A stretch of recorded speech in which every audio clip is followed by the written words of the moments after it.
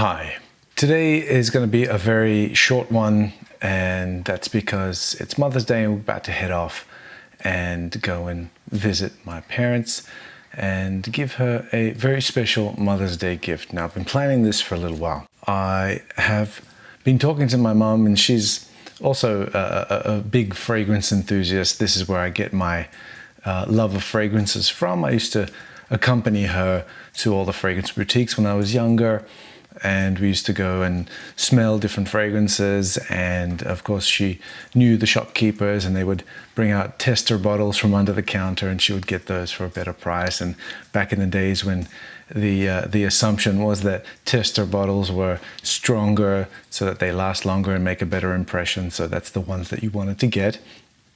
So those are the ones that we would get, and there would always be a set or a row of fragrances upon her dresser in my parents' bedroom. So I grew up, watching and smelling all of these fragrances. But the one that I'm going to be talking about today is a very, very unknown fragrance. And it's unknown because it's not from a very famous brand or anything like that. And it's in its day, it was also relatively a mid to lower tier sort of fragrance. It was very cheap as well. And the one that I'm talking about is a fragrance by Bourjois, and it's called Evening in Paris. If that can focus there. Yeah, it's called Evening in Paris, or in French, it was called Soir de Paris, right? So Soir de Paris. And the reason why I've got this one for Mother's Day to give to my mum is because this was the only scent, I should say the signature scent or only scent that her mum used to wear. So my grandma, she used to wear this. So this is her smell.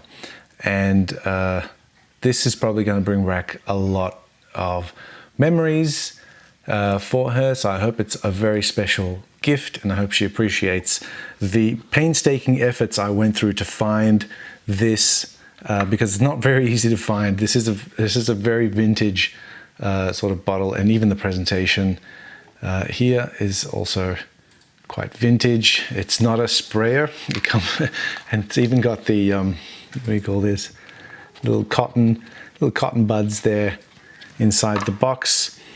And the fragrance itself is in this little bottle here, which you unscrew.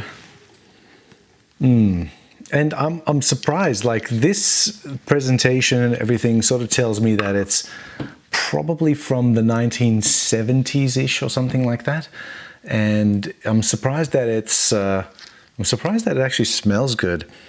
And that it's not sort of evaporated. I found it in a very large antiques shop, and it is an antique, right next to the original crystal sort of Lalique made bottles of L'air de Temps by Nina Ricci.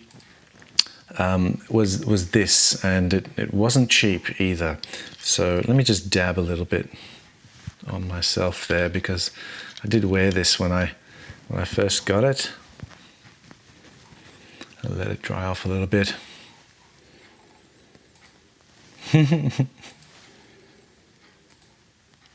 Yeah, that's my grandma smell. Yep, for sure. Far out. It's nice. It's nothing really complicated. It's just a very light, sort of powdery, almost a little bit of lavender in there as well. A little baby powderish. But nothing offensive. Very light, very easygoing as well. And this I hope is a very good gift for a mother on Mother's Day. So there you go. A little something that you didn't know. Maybe you don't know about this one. Maybe you do.